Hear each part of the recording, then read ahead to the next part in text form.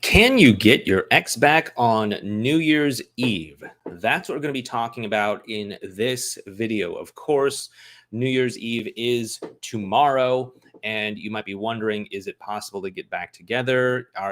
What should I do for various circumstances? How can I set myself up for getting back together in the new year, etc.?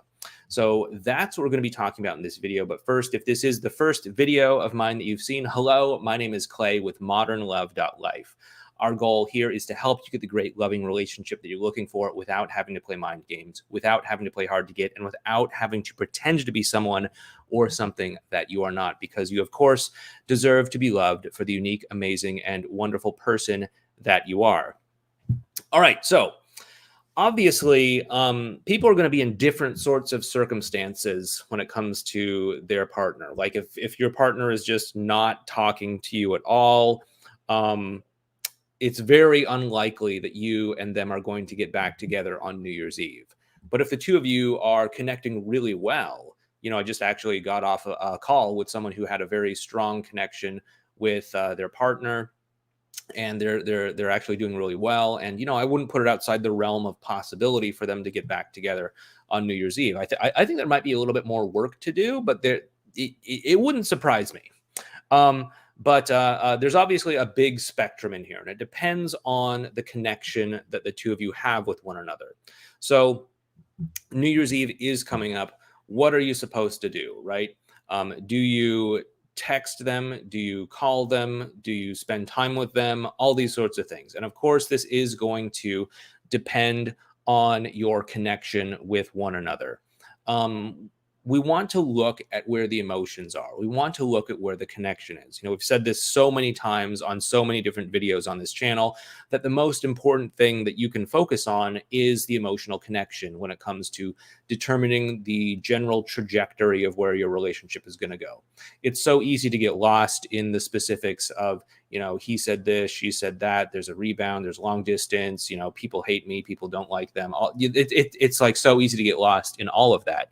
But if you just cut down beneath the surface and say, okay, do they have a good emotional connection with me? Do they actually want to spend time with me? Do they see us as being on the same side through all of this? Are they willing to work together to make it easier for us to spend time together, to connect together, etc.? Then that is going to be an important indicator worth looking at in all of this. Now, before we go ahead and get into all of these sorts of things and more, if you do like these videos that we do, please feel free to support this channel in a totally free way by hitting that thumbs up button for the algorithm, by subscribing to this channel if you're not already, and most importantly, hitting the notification bell at the bottom of the video next to the subscribe button. We, of course, will get into Q&A later on in this video, so please feel free to drop a comment if there's anything that is on your mind right now. Okay, so obviously if the connection between you and your ex is not great right now, maybe there's hurt feelings, maybe there's fighting, maybe the two of you aren't even talking at all, maybe there's a lot of history and baggage and ill will happening right now. Probably not going to happen. You're probably not going to be able to get back together with them on New Year's Eve. Okay. But of course, as we get into 2023 and as the new year unfolds, I'm sure there are a lot of opportunities that could present themselves to you, as long as you're willing to be, free from some sort of time and deadline of okay, New Year's Eve is when I want this to happen, right? But what you want to do is, again, focus on building that emotional connection. You want to do whatever so there's really two important things when it comes to building the emotional connection. First of all, we want to remove any obstacles, any obstructions that are standing in the way of allowing the two of you to connect. This could include hurt feelings. This could include hey, we're both awkwardly avoiding one another. This could include, hey, we both know a certain thing is happening, that I'm in a rebound relationship, but we're pretending we're just ignoring it, and we're just just dancing around it or something like that.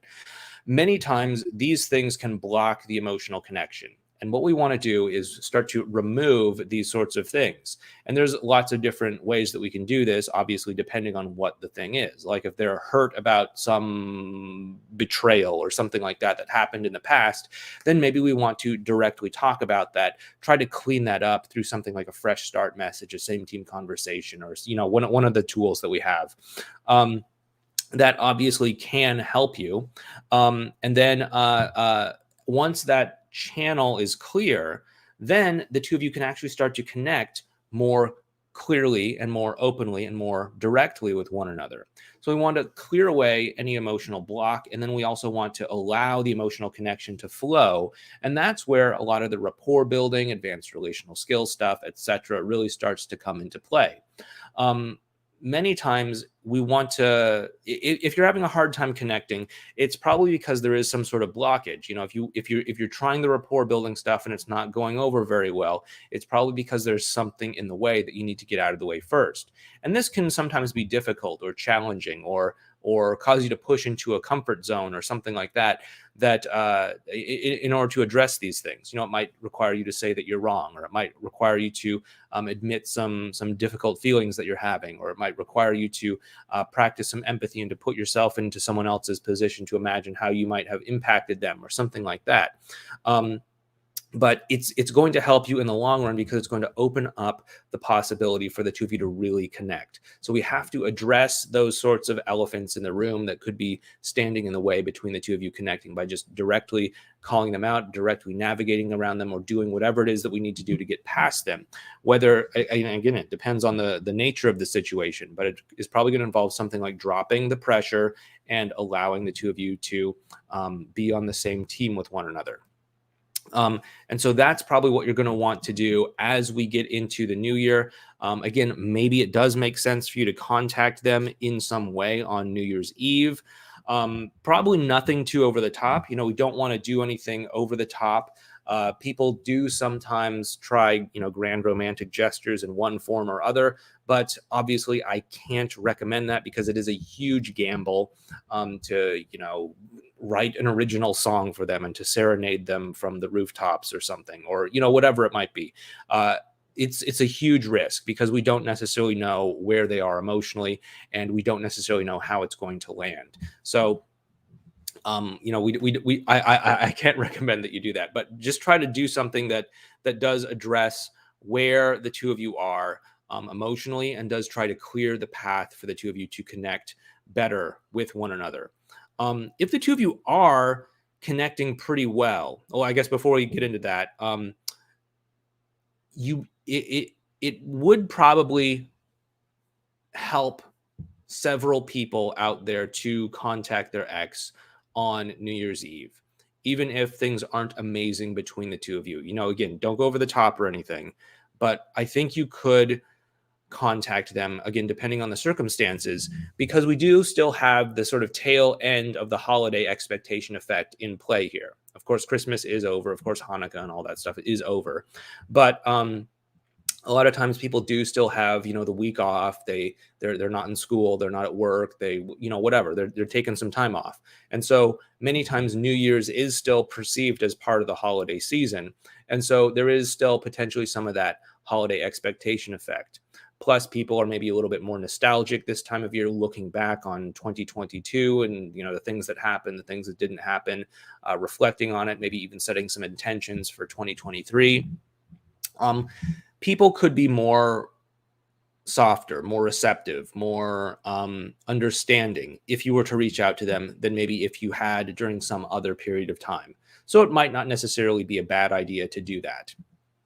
Now, moving on, if you and your ex are in a pretty good spot, you're connecting pretty well, you're talking pretty openly, you're bonding, you're doing emotional connection building, as we've talked about, you're spending time together with one another, you're doing all that sort of stuff, then, obviously I think it would make sense to, contact them on New Year's.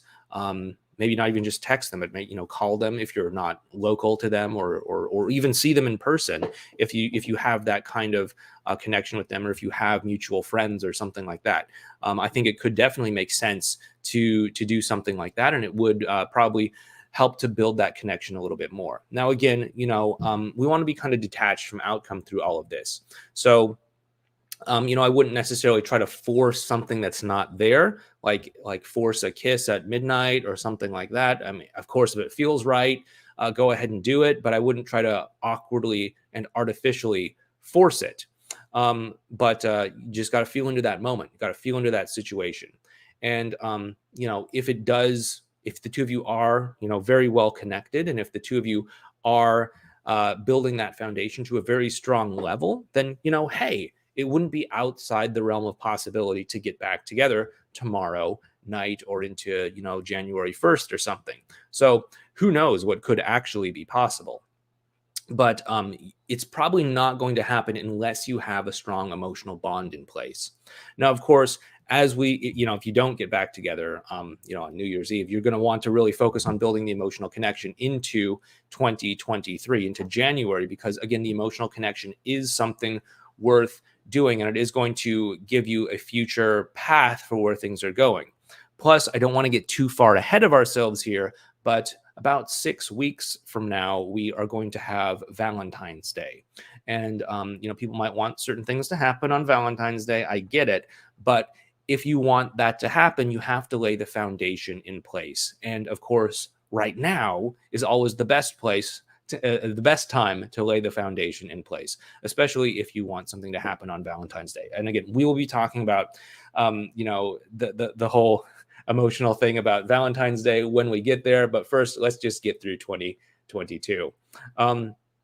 Anyway, with that being said, let's just go ahead and jump right over on into questions.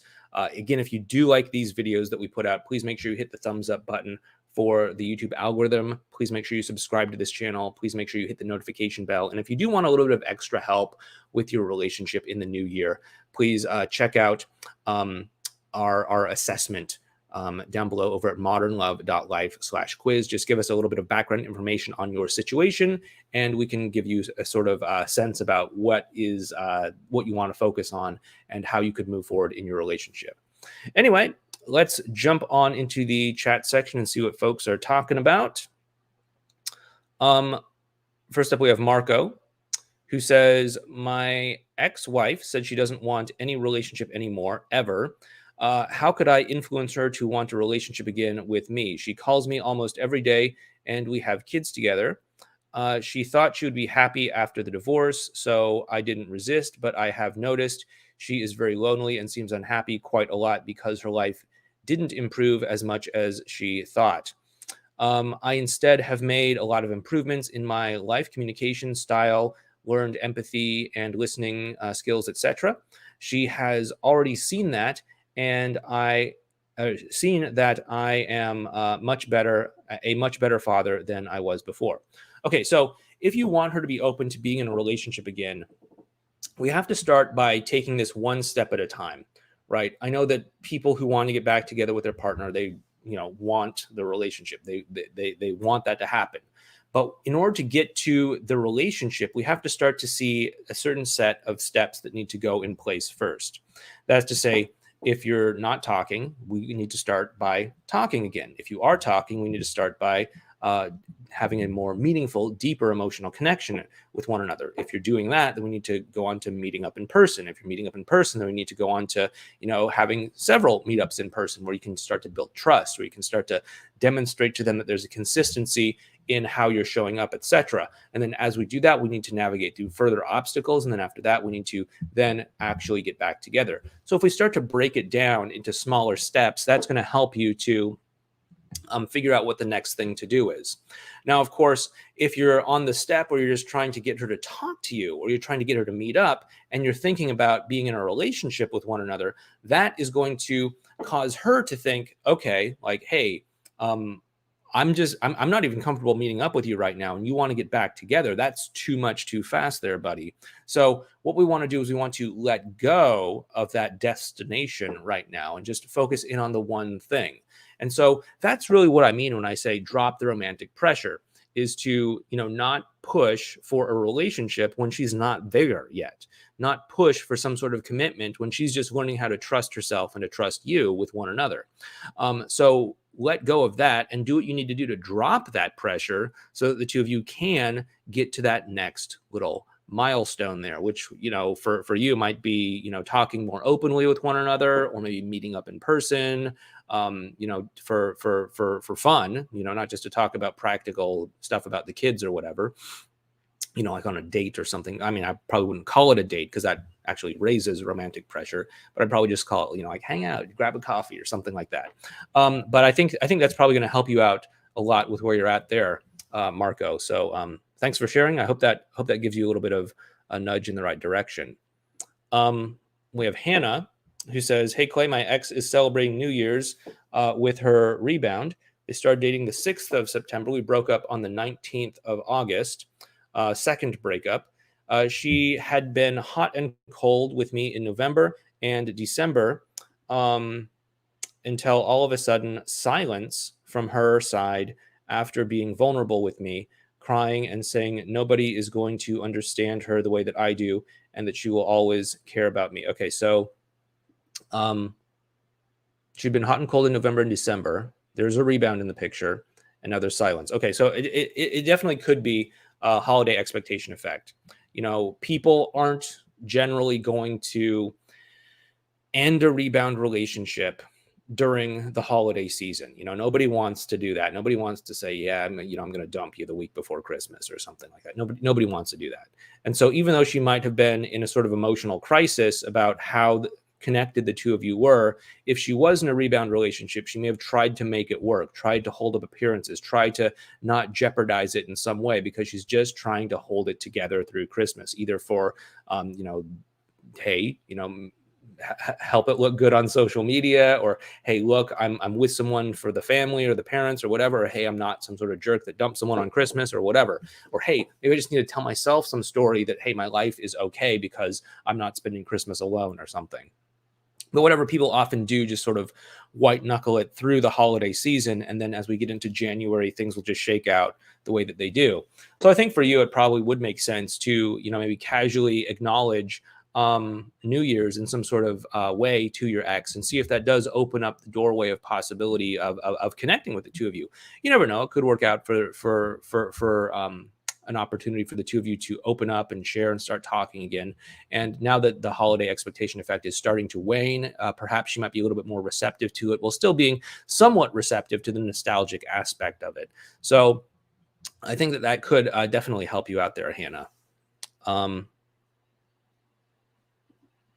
Jody says, my ex is marrying the man that she left me for. It has been a year and a day since she left with our 2 young children. She contacted me multiple times, lied. I foolishly didn't see it. She 2 weeks ago said something. Where's the follow-up? She 2 weeks ago said she regrets him and the engagement, and the excitement is wearing off. We have almost a 9-year history. Okay. Oh, there's more. She loves us both, but not in love with him. She is still, or not in love with him yet. She is still 12 months on, living with him, marrying him, and not seeing our kids all year. Okay, yeah. That's obviously a difficult situation to be in.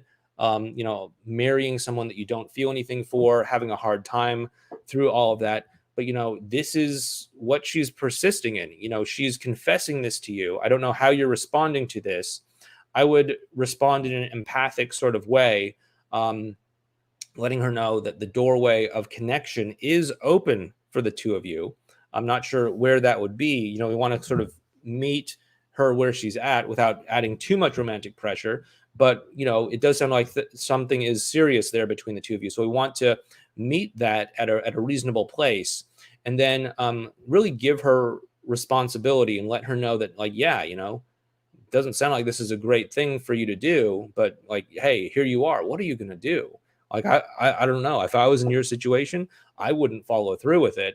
But, this is your life. You got to live it, or whatever, to say whatever you're going to say. But I think that for a lot of people, it's going to become harder and harder and harder to move towards something like marrying someone when you don't have feelings for them, when you're not in love with them, when the spark between the two of you isn't there, when you still have feelings for your ex or whatever the case might be, it's going to become harder and harder and harder to do that.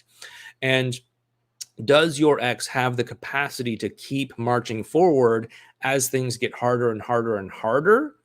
Potentially she does. Again, I don't know her, but I think most people would find that there's a certain threshold where things get so hard that they can't do it any longer, and they have to live in alignment with what they want, and they have to, go after what it is that they want. And it sounds like emotionally she wants to connect with you. So I'm hoping that she hits that threshold before she gets married.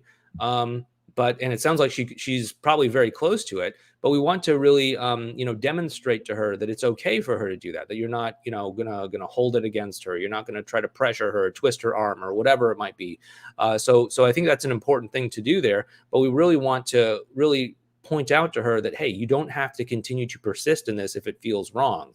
Because I don't think that anyone should. Obviously, I don't think that anyone should get married if they don't want to, if they don't, really love that person, if they don't, if they're not prepared to give that person 100% of themselves.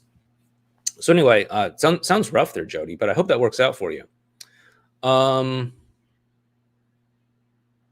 Noelle says, what if you are feeling through the dark room with sharing some feelings, a little more romantic than usual, mentioning you think about holding their hand on meetup sometimes and they don't respond? I'd go ahead and just try it out. So, sometimes people don't respond in the moment, but it doesn't mean that it's not having an effect. That's like one thing with like a fresh start message or something like that. We often think, okay, I'm going to send you this message, and then you're going to send me a response, and then we're going to have this delightful, pleasant conversation or something. It doesn't always work out that way. Sometimes somebody is going to send a message and they kind of need to take it in. They kind of need to say, oh, wow, that's meaningful for me. I need to think on that. I need to sit with that. I just got off a call with someone who, his ex had thought that he had just moved on and that he didn't care about her anymore or something. And they got together recently, and they connected and did really well. And she found out that he hadn't moved on. He hadn't started dating someone else, and he did still care about her. And this is something that she needs to sort of sit with for a while, because it's something so new to her experience. And so likewise with you and your situation, where you're just saying like, hey, sometimes I think about holding your hand. It's not that your ex is necessarily against it. It's just, how do I feel about that? Maybe I was just unprepared for that in the moment. But now he's thinking about it. Now he's thinking about, what would it be like to hold hands with Noelle? What would it be like to do all of that? And if the moment feels right, and the two of you lock hands, maybe he's not necessarily going to resist it. So he might be holding himself back for any number of reasons. But I know that you might feel the urge to just sort of like, okay, I said it. So if he wants to do it, he's going to grab my hand. That's not necessarily so. He might be holding himself back because he's worried about where it's going, because he's worried about what message he's going to send, because he's worried, because he's confused, because he's worried that he doesn't want to think poorly of himself for, giving you false hope or stringing you along or something, when he's still figuring all of this stuff out himself. So if you want to, just grab his hand next time you're together. See what happens. Anyway, hope that helps you out there. Moving right. Okay, we did Jody. Okay. Zen, who, if I remember correctly, is Jesus. Yes, that's right. Okay, number one. Hi, this is Jesus. Hello, Jesus, or Jesus, or whatever you want to call yourself. To tell you my story, my ex broke up with me about 2 months ago, and she is in a rebound with her guy best friend, and she completely cut contact with me because of that. She blocked me on certain social media because her new rebound forced her to stop talking to me. Okay, that's not a great sign. That means that she's probably going to feel that as controlling and feel more of an urge to connect with you and more of an urge to push back against him. But anyway, we'll get to that if we need to. The rebound forced her to stop talking to me because I am her ex, and so I find myself in a place where I can't have connections with her. And three. And she also has a bad image of me because I reacted a lot to the times in damage control mode, so she doesn't trust me or even see me as a friend. I slowly lost the privileges I had with her. I want to know, what can I do, because she really doesn't want to talk to me at all, because she doesn't want to mess up her new relationship. And instead of getting somewhere with her, it gets worse. And is that the extent of what we got? Oh, we got one more here. Where'd it go? Okay. If there's any details I'm missing, you can give me a response and I'll type it in later. Okay. So if your ex has basically said we can't talk to each other anymore because the rebound feels uncomfortable with it, and also, you know, she's not chomping at the bit to talk to you either because of maybe some damage control mode stuff that happened. Okay, so first things first, we want to understand if she does want to talk to you or not, or if this is just purely an external thing where maybe, you know, the rebound feels insecure or something like that. If she does want to talk to you, if she is open to that, you know, drop the pressure like we talked about, get on the same team, let her know that she's in control. Let her know that, hey, you know, I'm not trying to, you know, make you cheat on somebody. I'm not trying to do anything like that. I want you to know you're in total control of this whole situation. And if you ever feel like things are getting too heavy or whatever, talk it out. But I'd be really sad if we just, you know, threw out whatever, the 3 years or however long you were together. That would feel pretty bad to me. So I think that is like a good starting place. You know, you can have that kind of conversation with her, I think. And then through that, if she does want to talk to you, then okay, great. Now suddenly the insecurity is going to grow between her and the rebound, and then that's probably going to take care of itself. But if she doesn't want to talk to you still, then I think probably a reasonable thing to do would be to give her some space, give her the space that she wants. And then, you know, when you think a fair amount of time has passed by, whatever that is for you, you know, like a month or something, then it might make sense to just check in with her or something along those lines. I think you could probably reach out to her on New Year's Eve, just some sort of nostalgic kind of thing. And just, you know, wish her some goodwill or something and see if that opens the doorway of possibility. From there, if she does respond, go quickly into a same team conversation, go quickly into getting on the same team and dropping that romantic pressure. And I think that's going to really help you out there. But that's what I see there as helping you out the most there, Jesus. That feels weird to say, but yeah, thank you so much. Take care, and I hope that helps you out. Moving right along. Okay. Talked to Hannah already. Moving right along. I have John. John Revelation, Mr. Revelation. I'm staying in no contact for New Year's Eve, and I'm going to marry her on Valentine's Day. Okay. That's a interesting timeline. We'll see how that works. We were supposed to get our marriage license in October. Okay. Yeah. So, I mean, you know, it's probably okay for most people out there to stay in no contact if you are in no contact on New Year's Eve. I mean, especially if you're not in a great place emotionally with your ex. So, you know, that is a good point. Thank you for bringing that up, John. It's probably okay to stay in no contact if you're not in a great place. I mean, like, obviously, if you're connecting really well and you're in a great emotional place, yeah, they might be hurt if you don't contact them on New Year's Eve. But I think people can understand that you're not going to contact them on New Year's Eve if you're not in a great place or if you're in no contact or something like that. So it's fine to continue in persisting in that if you feel that that's the right choice for you. I think getting married on going from being in no contact currently to being married in February, I think that might be ambitious, but then again, I don't know all the details of your situation. But hey, you know, if you're able to pull it off, I would love to hear about that. We have Poed, I think that's how you might say that. My ex-girlfriend reached out after no contact in November. She was emotional and said that she did I miss something here? She said that I guess nobody gets her like me, but she acts hot and cold since then. What do I do?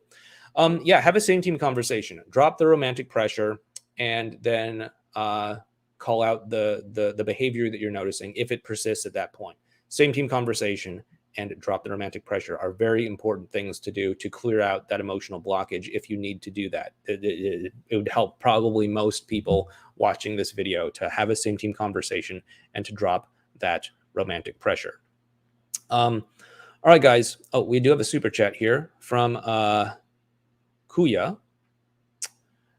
Thank you very much for that, Kuya. Kuya says, we met yesterday. Now she's pulling away. We had a great time and very physical, excellent chemistry watching from Melbourne. Oh, well, thanks very much. I'm just seeing if there's more here. Oh, there we go. She told me, don't pursue her, but each time we meet, she keeps asking me if I'm dating someone new or if I still like her. And is there more?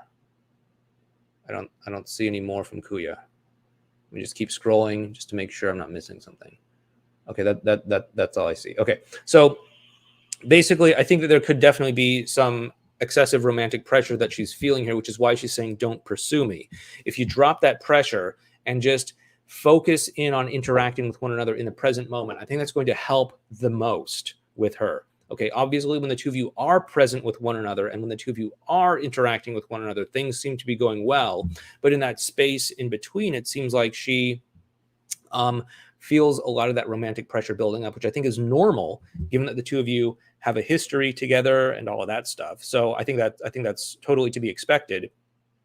But we want to drop that romantic pressure so that she can just give herself more permission to spend time with you, more permission to get close to you, more permission to allow herself to continue to bond with you. Because when she does, it actually is helping things. And when that bond reaches a strong enough point, then she will be equipped to start asking herself those romantic questions like, should we get back together? Do I still have feelings? All that sort of stuff. But right now, it sounds like she needs to interact with you more and to really develop that emotional connection. And dropping that pressure, having the same team conversation is probably going to help the most through all of this. So anyway, I hope that helps you out. Anyway, guys, with that being said, once again, if you like this video, hit the thumbs up button, subscribe to the channel, hit the notification bell, and I hope that you all have an excellent new year. And we'll talk about everything, to get you prepared for Valentine's Day, to get you prepared for the new year, to get you prepared for whatever comes your way next. We'll talk to you next week. Take care and have a safe new year, everyone.